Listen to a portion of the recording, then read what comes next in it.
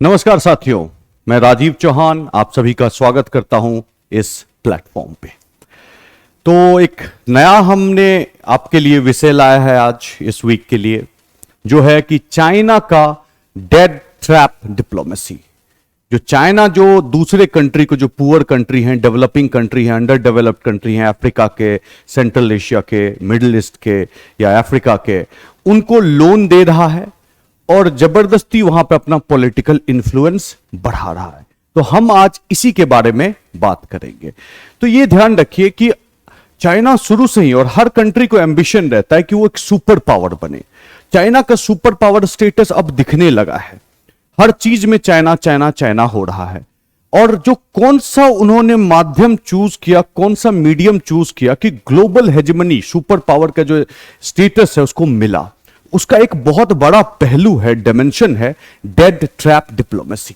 ठीक है, तो ये क्या है डेट ट्रैप डिप्लोमेसी, और इसमें किस किस कंट्री को उन्होंने फंसाया है, और कौन सा तरीका है जो डेट जो जिससे कि वो ट्रैप कर रहा है कर्ज का। ठीक है, ये इन सब चीजों के बारे में हम चर्चा करेंगे। ठीक है, विस्तार पूर्वक चर्चा करेंगे। तो याद रखिए, चाइना का ये जो पॉलिसी है डेफिनेटली इंडिया के लिए बहुत ही खतरनाक पॉलिसी है। ठीक है, इंडिया का हित में नहीं है, और इनफैक्ट पूरा वर्ल्ड को अगर देखा जाए तो पूरा वर्ल्ड के भी हित में नहीं है, लेकिन चाइना कर रहा है। ठीक है, मतलब उनका जो ये एक तरीका है, इस तरीके से, इस माध्यम से वो दुनिया में जो गरीब मुल्क है, गरीब जो देश है, उसको एक तरह से गुलाम बना रहा है। ठीक है, अब मैं एक चीज बताता हूं कि जब भारत 1947 में आजाद हुआ, ठीक है, उससे पहले 200 साल का किसका ब्रिटिश रूल था, कॉलोनियलिज्म का पीरियड कहते हैं हम उसको। ठीक है, तो ब्रिटिश आए कैसे थे, क्या करने आए थे, अचानक से फिर हो क्या गया, एक बहुत बड़ा सवाल है। तो ब्रिटिश जो भारत में आए थे, वहां पे ट्रेड करने आए थे, इकोनॉमिक रिलेशनशिप स्टैब्लिश करने आए थे कि भाई हम कुछ सामान खरीदेंगे, कुछ सामान बेचेंगे, उनका यही था। कभी उन्होंने अपना ये नहीं कहा कि हमारा पॉलिटिकल एजेंडा है, हम तुम्हें गुलाम बनाना चाहते हैं, कभी सरफेस पे आने नहीं दिया। ठीक है, उन्होंने क्या किया, ट्रेड किया, करते करते भारत को कॉलोनाइज कर लिया। ठीक है, तो बहुत बड़ा बात है कि उसी तरह से, इन द सेम मैनर, जिस मैनर से ब्रिटेन ने इंडिया को कब्जा किया था, या यूरोपियन कंट्री ने पूरा अफ्रीका और एशिया को किया था, सिमिलर फैशन में, सेम तरीके में चाइना भी कर रहा है। थोड़ा डिफरेंट है, और इसको पॉलिटिकल साइंटिस्ट और हिस्टोरियन नाम भी दे रहे हैं नियो कॉलोनियलिज्म। तो क्या है इसके बारे में पूरा ही चर्चा करेंगे हम, लेकिन उससे पहले मैं आपको एक कोटेशन बताता हूं। एक पहले अमेरिका के राष्ट्रपति थे जॉन एडम्स, उन्होंने कहा कि there are two ways to conquer and enslave a country, one is by the sword, other is by the debt. तो उन्होंने ये बहुत पहले ही एक भविष्यवाणी कर दी थी कि दो तरीका है वहां जहां पे कि जिस तरीके से आप किसी को इनस्लेव कर सकते हो, आप उसको स्लेव बना सकते हैं, एक ताकत के बल पे। ठीक है, कि स्वॉर्ड के बल पे। उनके जमाने में स्वॉर्ड चलता था, आज बंदूक, तोप, मिसाइल चलता है। ठीक है, वो एक तरीका है कि आपने किसी पे कब्जा कर लिया ताकत के बल पे। नहीं तो और ज्यादा बेहतर तरीका है स्लेव बनाने का, कि आप उसको कर्ज दे दो, ऐसा कर्ज दे दो जिससे कि वो भाई साहब कभी वापस ही ना आ पाए। तो सबसे पहला जो इशू है कि डेट ट्रैप होता क्या है, तो आप ये याद रखिए, 3-4 चीज होता है डेट ट्रैप में। पहला चीज कि एक जो पुअर कंट्री है उसको एक अमीर कंट्री पैसा देता है। ठीक है, पैसा देता है उस प्रोजेक्ट बनाने के लिए जो कि बहुत वाइबल प्रोजेक्ट ना हो, सस्टेनेबिलिटी जिसकी ना हो। ठीक है, अनसस्टेनेबल प्रोजेक्ट पे खर्च कर देता है। ठीक है, अब अनसस्टेनेबल प्रोजेक्ट पे खर्च हो जाता है, तुमने तो लोन लिया है, तो लोन चुकाओ कैसे? अगर वो प्रोजेक्ट पैसा जनरेट नहीं कर रहा है तो आप चुका ही नहीं सकते हो कभी पैसा, इस सिंपल है। तो उसके बाद ये क्या करते हैं, उसके बाद करते हैं कि उसको फोर्स करते हैं कि तुम ये जो प्रोजेक्ट है हमको सरेंडर कर दो। ठीक है, और अपना पॉलिटिकल इंफ्लुएंस बहुत बढ़ा लेते हैं। चाइना यही कर रहा है। बहुत एकदम अच्छा एग्जाम्पल है श्रीलंका का। श्रीलंका पे हमने एक वीडियो बनाया है, पहले आप चाहें तो वो देख सकते हैं कि श्रीलंका में जबरदस्त टाइप का क्राइसिस आ गया है, पूरा डिफॉल्ट हो गया है, खाना नहीं मिल रहा है, कुछ नहीं मिल रहा है वहां। आप उस वीडियो को भी देख सकते हैं। अब मैं यहां बता दूं, सबसे अच्छा एक एग्जाम्पल है इस डेट ट्रैप डिप्लोमेसी का, वो है श्रीलंका। तो श्रीलंका में आखिर क्या हुआ, ठीक है, तो ये ध्यान रखें कि श्रीलंका में आपको एक पोर्ट बनाया गया, हम्बनटोटा पोर्ट बोलते हैं। ये है हम्बनटोटा पोर्ट, ये जो जगह आप देख रहे हैं ये है हम्बनटोटा का जगह, ठीक है। और उसी के पास 100 मील 100 माइल 160-65 किलोमीटर दूर आपको एक कोलंबो का भी पोर्ट है। कोलंबो का जो पोर्ट है वो दुनिया का सबसे बिजिएस्ट पोर्ट में से एक है। नंबर के हिसाब से देखिए तो 25वां नंबर पे आता है सबसे बिजिएस्ट पोर्ट। अब ये जो रूट है, ये जो आप इंडियन ओशन का रूट देखते हैं, चाइना का अधिकतम चीज इसी रूट से जाता है, ठीक है। तो अब ये जो रूट है ये मेजर ट्रेड रूट है, और इस ट्रेड रूट में ये जो ट्रेड रूट है इससे लगभग हर साल लगभग 10,000 10,000 बड़े बड़े कार्गो शिप क्रॉस करते हैं।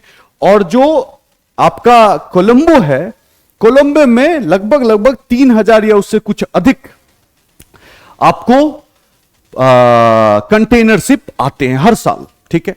तो इनको लेना था लोन, इन्होंने पता नहीं क्या दिमाग लगाया कि यहां पे एक पोर्ट बनाते हैं, ठीक है। बड़ा ही स्ट्रेटेजिक लोकेशन, अगर यहां पे आप रहते हैं तो आपका इन्फ्लुएंस जो रहेगा पूरा इंडियन ओशन में रहेगा, और चाइना का मैक्सिमम ट्रेड इधर से ही हो रहा है, तो उनको तो चाहिए स्ट्रेटेजिक जगह। तो जब श्रीलंका को पैसा चाहिए था पोर्ट बनाने के लिए, यूएसए गए वो, तो यूएसए ने वहां पे एनालिसिस किया और बोला कि नहीं ये सस्टेनेबल पोर्ट नहीं है, हम नहीं बनाएंगे। इंडिया को भी ऑफर किया उन्होंने, इंडिया ने भी अपना रिसर्चर को भेजा, लेकिन कहा कि नहीं है ये सस्टेनेबल पोर्ट नहीं है, आप इधर खर्चा मत करो, ठीक है। फिर वो गया चाइना के पास, चाइना ने बोला ठीक है, उनको भी पता था कि अनसस्टेनेबल पोर्ट है, लेकिन फिर भी उन्होंने कितना $361 मिलियन इस पोर्ट के लिए दिया, ठीक है। और इन लोग का जो था कि उन लोग को, चाइना को तो पता था कि पहले से अनसस्टेनेबल है, लेकिन श्रीलंका वाले को उतना आइडिया नहीं था कि अनसस्टेनेबल पोर्ट है। यहां सोचा कि हजारों की संख्या में यहां भी शिप आएगा, लेकिन मैं बता दूं 2016 में, ठीक है, कोलंबो में 3600 शिप 3600 शिप्स आए, ठीक है। बहुत बड़ा पोर्ट है, बहुत बेहतरीन पोर्ट है। और यहां पे मात्र हम्बनटोटा में मात्र 35 शिप्स आया, सिर्फ और सिर्फ 35। तो मतलब 35 शिप से कैसे खर्च निकालोगे आप, लोन कैसे चुकाओगे? श्रीलंका लोन नहीं चुका पाया, श्रीलंका लोन नहीं चुका पाया, तो श्रीलंका को क्या हुआ, ये पोर्ट 99 इयर्स के लीज पे देना पड़ा, किसे?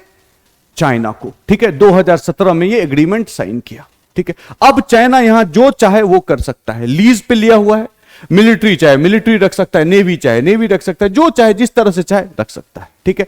तो एक तरह से जहां पे ये तो सोवरिन लैंड है, कुछ नहीं कर सकता, तो वहां पे 99 साल के लिए आपको यहां पे एक स्ट्रेटेजिक जगह मिल गया, जिस जगह से आप पूरा इंफ्लुएंस रख सकते हैं इंडियन ओशन रीजन में, ठीक है।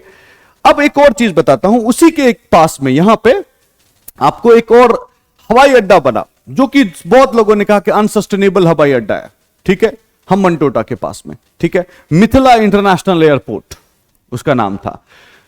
एयरपोर्ट बन गया, उसके लिए चाइना से उन्होंने पैसे भी लिए बहुत सारे, ठीक है, $200 मिलियन के आसपास, ठीक है। बड़ा बढ़िया सा पोर्ट बनाया, खूबसूरत पोर्ट है, और उस 2018 में उसे बंद कर दिया गया। लास्ट फ्लाइट जो वहां से उड़ा वो 2018 में था, कंप्लीटली बंद कर दिया गया। क्यों? क्योंकि वहां पे पैसेंजर ही नहीं मिल रहे थे। ऑपरेट करने के लिए पैसेंजर होना चाहिए ना, आपके पास ट्रैफिक होनी चाहिए, ट्रैफिक नहीं था, उसे भी बंद करने, उसके लिए भी पैसा किसने दिया? चाइना ने दिया। तो ये सब उसका क्लासिकल एग्जांपल है डेट ट्रैप डिप्लोमेसी का, ठीक है, कि भाई लोगों को कर्ज दो, कर्ज ना चुका पाए तो उसका स्ट्रेटेजिक एसेट जो है उसको ले लो, पॉलिटिकल इंफ्लुएंस बढ़ा लो, ये सब उसका स्ट्रेटेजिक एसेट था, ठीक है। तो पहला चीज हमने बताया कि क्या है और क्या तरीका है, उसमें भी हम बातें करेंगे, ठीक है। अब देखिए जी, चाइना ने कितना पैसा दिया है मार्केट में, एक बहुत बड़ा विषय है। तो मेजर जो फंडिंग है वो इंटरनेशनल ऑर्गेनाइजेशन फंड करती है, वर्ल्ड बैंक हो गया, IMF हो गया या OECD, ठीक है। तो ये तीनों मिलके जितना फंड किए हैं, तीनों को कंबाइंड कर दो आप, ठीक है, उससे अधिक फंड चाइना ने किया है। आज के डेट में चाइना जो है वो लगभग $1.5 ट्रिलियन 1.5 ट्रिलियन डॉलर, मतलब इंडिया का जो जीडीपी है उसका आप 50% रख लो, उतना उन्होंने लोन दे रखा है लगभग 150 कंट्री को। ठीक है, ये एक एस्टिमेशन है कि इतना लोन उन्होंने दिया है। तो एक सवाल ये भी आता है कि भाई चाइना के पास इतना पैसा कहां से रहा है, और क्या दूसरे कंट्री जो थे वेस्टर्न कंट्री, पर्टिकुलरली अमेरिका, क्या वो साइलेंटली देखता रहा चाइना का राइज? तो क्या हुआ है इसके बारे में हम बताते रहेंगे। तो वीडियो बनाने में बड़ा ही जोर लगता है, तो आप लोग प्लीज लाइक करें, शेयर करें, सब्सक्राइब करें, कमेंट करें, सवाल पूछ सकते हैं, मैं सवाल का जवाब भी दूंगा। ठीक है, और बने रहिए अंत तक, देखिए बहुत सारा चीज इसमें एलिमेंट है। ठीक है, तो पहला चीज उसका ये बता दिया। अब थोड़ा सा प्रोफाइलिंग देखते हैं डेट का क्या है। कुछ जैसे कि अपना पाकिस्तान है, वो लगभग ये, और ये जो डेटा है वो 2017 तक का डेटा है। अभी तक का डेटा देखोगे चाइना $30 बिलियन पार कर दिया है। ठीक है, तो $25 बिलियन इसका पाकिस्तान को दिया है इसने कर्ज। इंडोनेशिया को भी $20 बिलियन से ज्यादा दिया, वियतनाम को भी लगभग $15 बिलियन, लाओस को दिया है लगभग $12-13 बिलियन। सिमिलरली बांग्लादेश देख लो, सबको देख लो।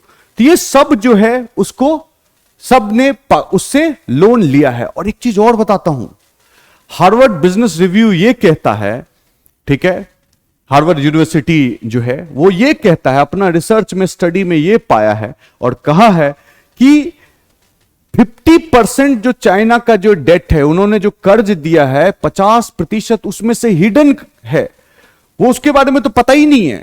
तो अगर यहां पे बोल रहा है कोई 25, तो हो सकता है इसमें $5-10 बिलियन उसका क्या हो, हिडन भी हो। ठीक है, ये भी लोगों ने कहा है, रिसर्च ने कहा है कि भाई उसका उतना लगभग में है। अब मैं बताता हूं, कुछ एग्जांपल देता हूं कि कुछ कंट्रीज ऐसे हैं, इसका लिस्ट बहुत लंबा है, मैंने कुछ कंट्री का सिर्फ एग्जांपल लिया है, जिसका कि जो कर्ज है चाइना के प्रति वो 20% से भी अधिक है। 20% क्या, 20% ऑफ देयर जीडीपी, उनका जीडीपी से 20% से भी अधिक है, जिसका जैसे कि tonga, Zambia, niger, Laos, कंगो, Cambodia, Maldives, जिबोटी, Mongolia, तमाओ और किर्गिस्तान। ठीक है, इस तरह के जो कंट्री हैं इन पे 20% से भी अधिक, ठीक है, इनका कर्ज है जीडीपी का। सोचिए कितना लोडेड है ये लोग। ठीक है, और भी फैक्ट है, मैं दिखाता हूं आपको। जिबूटी है, ठीक है, चाइना, वहां पे 77% उसका डेट चाइना का ही है। ठीक है, सोचो 77% डेट चाइना ही दिया, और बड़ा ही अच्छा लोकेशन में है, ये वाला लोकेशन है इसका, ये देखिए, ये लोकेशन है। ठीक है, ये लोकेशन है, ओके, ये लोकेशन है, येलो कलर का छोटा सा दिख रहा है, ये बड़ा ही स्ट्रेटेजिक लोकेशन है। ये इन्फ्लुएंस करने के लिए इस एरिया में, जो इंडियन ओशन रीजन है, उस एरिया में इन्फ्लुएंस करने के लिए बहुत ही बेहतरीन जगह है। सिमिलरली जाम्बिया, सिमिलरली कोंगो, इन लोग बहुत इन्होंने कर्ज दे रखा है। सिर्फ अफ्रीका का अगर बात करें हर साल का, तो 2016 में $30 बिलियन दिया, 17 तक का ही है, वो भी प्रोविजनल डेटा है, तो उस समय 9 बिलियन दिया, लेकिन ज्यादा होगा, और धीरे धीरे और बढ़ता ही गया। 13 बिलियन, 15 बिलियन, 18 बिलियन, 13, 10, 7, 6, 4, आप देखो billions and billions of dollar हर साल अफ्रीका को दे रहा है। ठीक है, और अफ्रीका का कंट्री क्या है, मोस्टली करप्ट कंट्री है, मोस्टली वहां पे कैपेसिटी नहीं है कि वो जो भी प्रोजेक्ट उन्होंने दिया है, जो भी प्रोजेक्ट को फाइनेंस किया है, उतना पैसा निकाल ही नहीं पाएगा कभी वो। ठीक है, तो ये एक चीज है। और अब एक और चीज मैं बताता हूं कि हर जगह उन्होंने पैसा दिया है। मान लो, जो अगर अफ्रीका के बारे में बात करो तो 2000 से 2019 तक $153 बिलियन उन्होंने लगभग दिया है, जिसमें कि अंगोला को $25 बिलियन, इथोपिया $13 बिलियन, ऐसे ही। ठीक है, सेंट्रल एशिया को लगभग $20 बिलियन दिया गया है, लेकिन हिडन जो है बोलते हैं $40 बिलियन है। तो खूब सारा billions and billions of dollar वो दे रहे हैं। और अभी कुछ दिन पहले, कुछ 2 साल पहले लगभग, ईरान इंडिया का बढ़िया पार्टनर है, लेकिन अमेरिका का दुश्मन है। ठीक है, और चाइना और अमेरिका के बीच में चल ही रहे थोड़ा तनाव, तो दुश्मन का दुश्मन दोस्त होता है, ये एक थियरी चलता है। ठीक है, तो इन्होंने क्या किया, 25 इयर्स ऑफ पार्टनरशिप दोनों ने साइन किया, और चाइना ने उसे प्रॉमिस किया उस पार्टनरशिप के अंदर, कहा कि हम इसमें $400 बिलियन आने वाला 25 साल में वहां पे इन्वेस्ट करेंगे, और जो इंफ्रास्ट्रक्चर है वहां पे, कहां पे, ईरान में, उसको हम लोग वर्ल्ड लेवल का बनाएंगे। ठीक है, उस पार्टनरशिप के बाद एक इंडिया को धक्का भी लगा। यहां पे एक पोर्ट है, चाबहार पोर्ट है ईरान में। ठीक है, ये जो गदर पोर्ट दिख रहा है, ये इसको बना रहा है चाइना, ये भी स्ट्रेटेजिक लोकेशन है। ठीक है, जिबोटी इधर है, जिबोटी में एक बना रहा है वो, यहां पे गदर में बना रहा है, ये श्रीलंका में बन गया। तो मतलब इंडिया को देखो किस तरफ से घेर रहा है ये। ठीक है, चारों तरफ से। इस थ्योरी को बोलते हैं string of pearl theory. Okay, तो अब जो है कि चाबहार पोर्ट इंडिया बना रहा है, और इसी के पास एक बहुत ही इंपॉर्टेंट रेलवे लाइन था, जो भी कि इंडिया को बनाना था, और उसका जो कॉन्ट्रैक्ट है ईरान ने कैंसिल किया इंडिया के साथ, यही 2-2.5 साल पहले। ओके, और चाइना को बोला कि भाई तू बना ले। ओके, तो ये देखो आप कैसे इन्फ्लुएंस कर रहे हैं इनके पास जो पैसा है उसको लेके। ठीक है, पॉलिटिकल डिसीजंस में चेंजेस ला रहे हैं वो, इंडिया को फेवर नहीं मिल रहा है, चाइना को फेवर मिल रहा है। ठीक है, यही इसका डेथ ट्रैप डिप्लोमेसी है।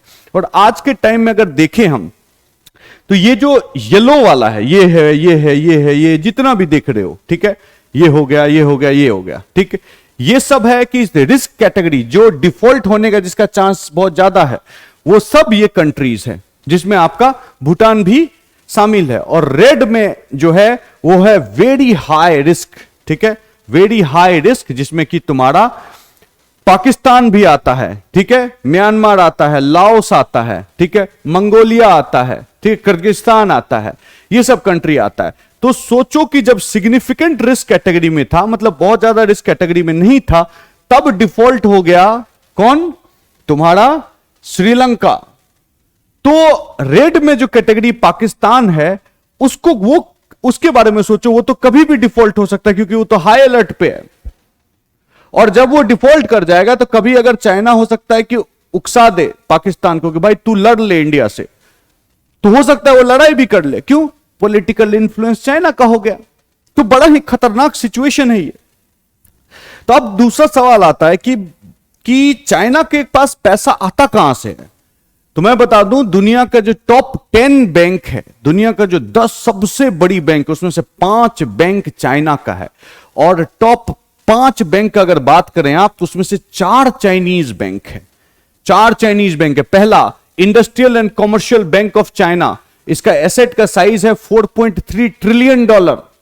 ठीक है, इंडिया का जीडीपी से ज्यादा इसका एसेट का साइज है, देख लो। China construction bank $3.6 trillion. Agriculture bank of China, bank of China $3.2 trillion. ठीक है, ये टॉप जो है 1, 2, 3, 4, ये चारों बैंक किसका है? चाइना का बैंक है। और लास्ट में 10वां नंबर पे भी है चाइना डेवलपमेंट बैंक, $2.3 ट्रिलियन इसका भी एसेट है। मतलब कि चाइनीज जो बैंक है, और ये सब गवर्नमेंट कंट्रोल्ड बैंक है, let me tell you. Okay, सबको गवर्नमेंट कहीं ना कहीं कंट्रोल करती है। तो इतना बैंक, बड़ा बड़ा बैंक है, और इतने सारे पैसे हैं इनके पास, तो फंड तो कर ही सकता है ना, सीधी बात है। तब तो फंड कर ही सकते हो आप, there is no question about it. तो ये जो सवाल है, उनके पास कहां से आता है पैसा, तो यहां से आता है भाई साहब पैसा। ठीक है, उनके बहुत बड़े बड़े बैंक है, बहुत अमीर देश है, सरप्लस कंट्री है। ठीक है, अब चाइना अमीर कैसे बना, इस पे हम अलग वीडियो बनाएंगे आपके लिए। ठीक है, तो देखिए ये चीज है। अब देख, इसमें आते हैं कि चाइना का क्या तरीका है। जब सबको पता चल गया कि डेट ट्रैप है, तो फिर क्या तरीका है, क्या तरीका यूज करते हैं वो। ठीक है, तो 3 स्टेप है उनका, 3 तरीका है कि पहले क्या करो, उनको अप्रोच करो। किसको? जो गरीब कंट्री हैं, डेवलपिंग कंट्री हैं, अंडर डेवलप्ड कंट्री हैं। तो हर आदमी जो गरीब रहता है, उनको तो इच्छा तो रहता ही है कि हम अमीर बने। तो हर कंट्री सिमिलरली चाहता है कि हम अमीर बने। ठीक है, अमीर बनने के लिए क्या होना चाहिए? आपके पास इंफ्रास्ट्रक्चर होना चाहिए और सब चीज होना चाहिए। तो सबसे पहले चाइना जाता है उस तरह के कंट्रीज के पास और कहता है कि साहब, हम आपको सब चीज प्रोवाइड करेंगे, आप टेंशन मत लो। दूसरा चीज, जो अनसस्टेनेबल मैनर में लोन दिया जाता है, ठीक है, ऐसा प्रोजेक्ट पे दे दिया जाता है जिसमें कि डिफॉल्ट कर जाए लोग। तो डिफॉल्ट कर गया, डिफॉल्ट करने के बाद सीज कर लेते हैं। मैं 1 बाय 1 एग्जांपल देता हूं कि अप्रोच में स्टार्टिंग कहां से हुआ, इसके बारे में भी मैं जानकारी दूंगा। ठीक है, तो देखिए, सबसे पहले जो अप्रोच 1970s में स्टार्ट हुआ, यह काम उन्होंने अभी नया नहीं किया है, उन्होंने 1970s से स्टार्ट किया। 1970 में से पहले अगर देखा जाए तो मेजर जो फंडर थे वो आईएमएफ और वर्ल्ड बैंक थे। उन्होंने धीरे धीरे कम कर दिया, पर्टिकुलरली अफ्रीका में, ठीक है, अफ्रीका में कम कर दिया, ठीक है। और उसी टाइम में चाइना ने ये आइडिया लगाया कि कैसे डेट ट्रैप वाला, तो चाइना चाहता था बनना ताकतवर, तो पॉलिटिकल एलाई चाहिए, दोस्त चाहिए उनके पास, ठीक है। तो चाइना अफ्रीकन कंट्रीज के पास गए, बोले कि देखो अफ्रीकन कंट्रीज, तुम्हारे पास प्रॉब्लम है, मेरे पास प्रॉब्लम है, ठीक है, why don't we help each other, तुम्हारा प्रॉब्लम बड़ा है, मेरा प्रॉब्लम थोड़ा छोटा है, तो हम दोनों एक दूसरे को मदद करते हैं। तो बोला ठीक है।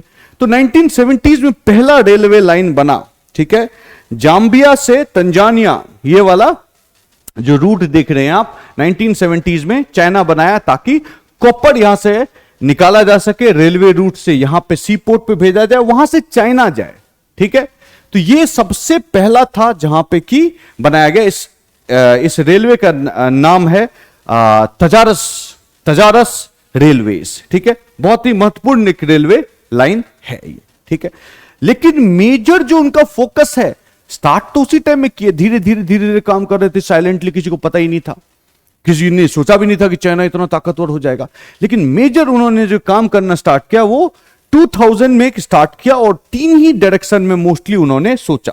एक की construction of power plant, majorly, वैसे तो बहुत सारा काम किया है लेकिन मेजरली पावर प्लांट इंफ्रास्ट्रक्चर हो गया, ठीक है। दूसरा चीज माइनिंग, क्यों इस सब चीज पे क्यों फोकस किया कि माइनिंग जो रिसोर्सेस है अफ्रीका में, चाइना को अगर इंडस्ट्रियल ग्रोथ करना है तो भाई रिसोर्सेस बाहर से तो लाना होगा ना, तो अगर माइनिंग में अगर आप इन्वेस्टमेंट नहीं करेंगे तो फिर आपको रिसोर्सेज मिलेगा कहां से, तो उन्होंने माइनिंग पे इन्वेस्टमेंट किया और वहां पे इंफ्रास्ट्रक्चर बनाया। मेजरली तीन चीज, ठीक है, पावर, माइनिंग और इंफ्रास्ट्रक्चर, मेजरली मैं बोल रहा हूं, करने के लिए बहुत सारा चीजों में किया, ठीक है। इन सब चीजों में स्टार्ट किया, 2000 से मोस्टली स्टार्ट हुआ, ठीक है।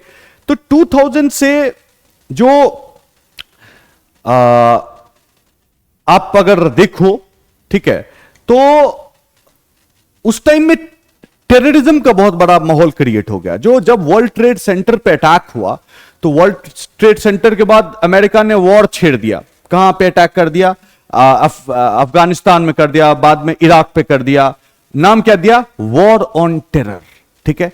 अब अमेरिका मेन था, अमेरिका उतना सोच नहीं पाया, अमेरिका को अटैक करना ही था, बात इज्जत की थी, ठीक है। और अमेरिका सुपर पावर, उसको तुमने घर में घुस के मार दिया तो वो रिटेलिएट करेगा। रिटेलिएट किया तो खूब सारे खर्च किए और अमेरिका का पूरा अटेंशन फोकस हो गया इराक और तुम्हारा अफगानिस्तान में। उसी चीज का इन्होंने फायदा उठाया और साइलेंटली ये जो प्रोग्राम 1970 से चल रहा था, वो नहीं चाह रहे थे लोगों को आए, और उन्होंने क्या किया, उसके बाद जबरदस्त स्पॉट दे दिया कि इसको करो। अभी फोकस नहीं है अमेरिका का, वो देख नहीं पाएगा मेरी तरफ कि मैं बढ़ कैसे रहा हूं, अभी मौका है, काम करना शुरू करो। तो उन्होंने काम करना शुरू किया।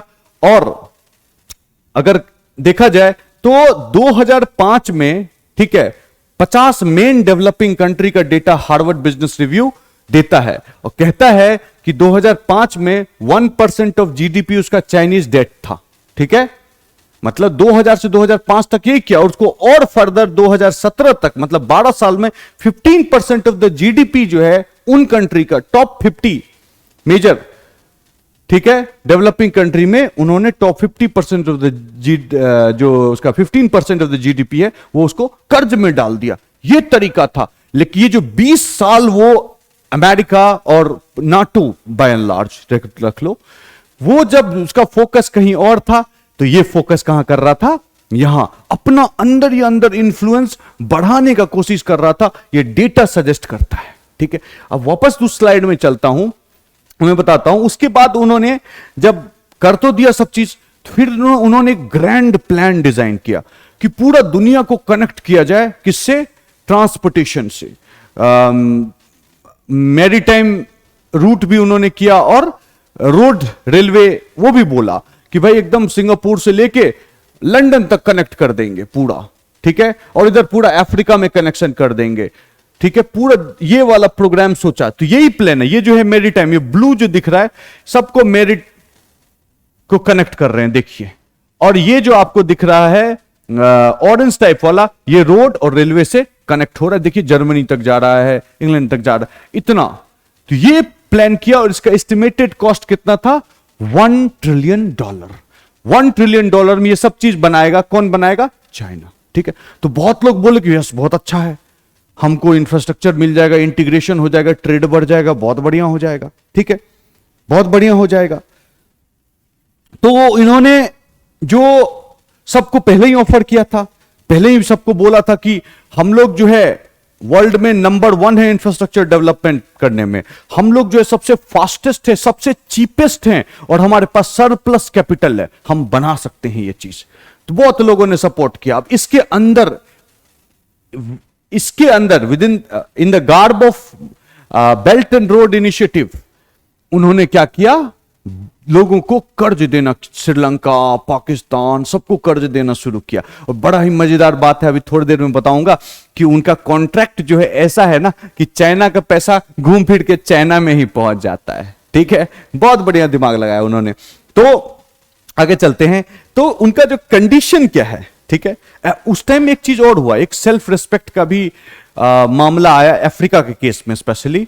तो बोला कि we are sick and tired of aid and grant, कि कोई हमको दे रहा है एड कि भाई चल थोड़ा डेवलपमेंट करा ले, हम लोग थैंक यू, हम लोग को अब नहीं चाहिए किसी से भीख, हम लोगों को अब ट्रेड करना है। ट्रेड जब करते हैं तो इक्वल पार्टनर की तरफ ट्रेड करते हैं। ठीक है, मैं कुछ बेच रहा हूं, आप कुछ खरीद रहे हैं। ठीक है, लेकिन एड दे रहे हैं तो मैं गरीब हूं इसीलिए आप मुझे कुछ दे रहे हैं, वो वाला सिस्टम आ जाता है। बात इमोशनल है। तो उन्होंने बोला हम ट्रेड करेंगे। चाइना ने बोला भाई मैं हूं नंबर 1 ट्रेड में, हम तुमको हमारे साथ ट्रेड करेंगे, वी लव ट्रेड। ठीक है, तो ये वाला फिलॉसफी दिमाग में ठोक दिया उन्होंने, किसका? अफ्रीकन कंट्रीज का, और जितने भी अंडर डेवलप्ड डेवलपिंग कंट्री थे, पाकिस्तान और ये श्रीलंका टाइप कंट्री। ठीक है, तो इनको बोला कि अरे यार मस्त एकदम पैसा मिल रहा है, ये लोग समझ नहीं पाया कि क्या होने वाला है। ठीक है, तो उन्होंने जब लोन इन्होंने जो दिया, तो लोन में क्या था ऐसा ना कि ये आज हो जाए। ठीक है, तो पहला चीज मैं बता दूं कि 50% के आसपास, ठीक है, वो हिडन डेट है। वो डेट दिया गया है लेकिन कहीं कागज पे नहीं लिखा गया है, 2 गवर्नमेंट के बीच में साइन हुआ है। ठीक है, तो 3 तरह का वो लोग लोन देते हैं। एक है जीरो इंटरेस्ट रेट, इसमें बहुत कम, मतलब इसमें ना के बाद एड के टाइप है कि हम इंटरेस्ट नहीं लेंगे आपसे, आपको पैसे दे दिए, आप बना लो कुछ। ठीक है, हमें जो सिर्फ प्रिंसिपल अमाउंट लौटा देना बाद में। ठीक है, कि हमने $1 बिलियन दिया, आप हमको इंटरेस्ट मत दो और हमें बाद में $1 बिलियन प्रिंसिपल लौटा देना। ठीक, एक वो उस टाइप का लोन देते हैं। एक होता है इंफ्रास्ट्रक्चर लोन, इसको बोलते हैं लो interest rate, 3% 4% something like that, उस तरह का देते हैं, ये भी सस्ता है, ले लो। थर्ड है कमर्शियल लोन, कि कोई कमर्शियल एंटिटी है, जैसे कि हमारे जो अनिल अंबानी है, उन्होंने लोन ले लिया बहुत सारा वहां से, 500-600-700 मिलियन डॉलर के आसपास चाइना का बैंक से। अब चाइना का बैंक उसको खोज रहा है, लेकिन वो तो रहता है इंडिया में, तो इंडिया से पकड़ कैसे ले जाओगे, है कि नहीं है? तो इस तरह का कमर्शियल लोन दिया गया जो कि हाई इंटरेस्ट रेट पे। अब एक बहुत अच्छी बात क्या है कि जो पहला स्टेप हमने बताया कि they approach the country, step number 1 approach करना। अब दूसरा जो क्या है कि उसका डिफॉल्ट कराना। डिफॉल्ट तो पहली बात वहां बना दिया अगर आपने, ठीक है, अगर बना दिया वहां पे, तो अगर सस्टेनेबल नहीं है, जैसे कि हम्बन टोटा में 35 सिप ही आया सिर्फ, ठीक है, तो उसी तरह से बहुत सारा इस तरह के प्रोजेक्ट बनाए हैं जो कि मिलिट्री पर्पस के लिए बाद में यूज किया जाएगा, लेकिन अभी उसका पर्पस 0 है। ठीक है, तो कुछ जो लोन जब देते हैं तो कुछ कंडीशंस रखा जाता है। अब कंडीशन जो है उसका मैक्सिमम कंडीशन कॉन्फिडेंशियल है, किसी के पास उस कंडीशन में क्या लिखा गया है ये इसके बारे में पता ही नहीं है, सिर्फ चाइना को पता है और जो कंट्री ने लोन लिया है उसको पता है, वो भी प्रोजेक्ट टू प्रोजेक्ट बेसिस। लेकिन लोग अनुमान, एक्सपर्ट जो हैं, ज्ञानकारी जो आदमी हैं, उनको कुछ जो वो लोग जो कहते हैं, बोला कि 3-4 चीज उसमें मेजर है। पहला चीज कि चाइना जब चाहे तब उस कॉन्ट्रैक्ट को टर्मिनेट कर सकता है। कौन? चाइना। ठीक है, या तुम्हें बोला $1 बिलियन देगा $500 बिलियन, तुम्हें रीपेमेंट देना है 10 साल में, वो कर देगा 7 साल। लेकिन ऐसा क्यों करेगा? अगर सामने वाला कंट्री का जो कुछ पॉलिसी है चाइना को मजा नहीं आया अगर उसमें, तो वो ये काम कर सकता है और किया भी है।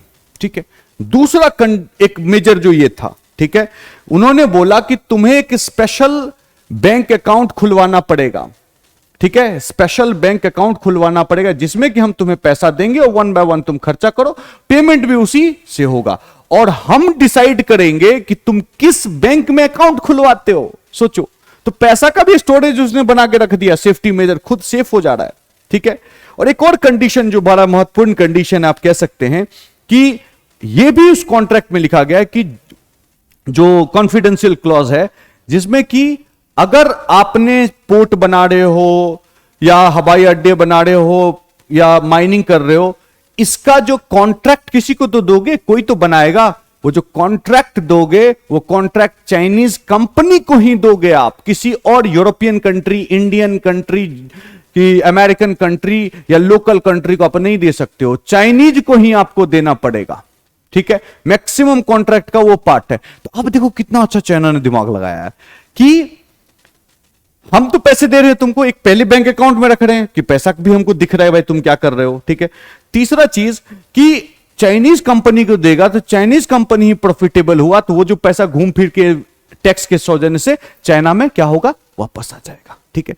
तो ये तरीका है उसका, जिस तरीके से, जिससे कि वो पॉलिटिकल माइलेज लेता है, पॉलिटिकली बहुत स्ट्रांग रहता है, कहता है हां तो वो लोग बोलते हैं हां, बोलता है ना तो वो लोग बोलते हैं ना, ठीक है। और लास्ट जो है कि हमने क्या बोला था, 3 स्टेप है। पहला अप्रोच, कि हमने बोला कि हम दे रहे हैं लोन, भाई ले लो, हम तो ट्रेड करना चाहते हैं। दूसरा कि डिफॉल्ट करा दो, अब ये टर्म्स एंड कंडीशन इतना स्ट्रिंजेंट होता है, उसमें एक लफड़ा है। दूसरा चीज है कि अनसस्टेनेबल प्रोजेक्ट पे पैसा दे रहे हो आप, वो हो गया। और तीसरा चीज होता है सीजर, सीज कर लो उसको, एसेट को, ठीक है। अब हम्बन टोटा का एक जो एग्जाम्पल है वो एक क्लासिकल एग्जाम्पल है, जहां पे कि 99 साल के लिए, ठीक है, वो श्रीलंका ने चाइना को दे दिया है, ठीक है। तो यही 3 प्रोसेस है जिससे वो करता है। तो ये एक ग्लोबल थ्रेट है जिस तरह से चाइना जा रहा है, और इतना सारा पैसा चाइना के पास आता कहां से, एक बहुत बड़ा सवाल है, ठीक है। तो ये सब का जवाब मुझे लगता है कि मैंने आपको दिया है। वीडियो बनाने में बहुत रिसर्च करना पड़ता है, तो मैं दोबारा कह रहा हूं, प्लीज लाइक करें, शेयर करें, सब्सक्राइब करें, ठीक है, फैलाएं, लोगों दूर दूर तक लोगों के पास जाएं ताकि उनको भी एक रियल हार्ड फैक्ट इंफॉर्मेशन मिल पाए। So thank you very much. Next time फिर मिलेंगे नया टॉपिक के साथ। Thank you.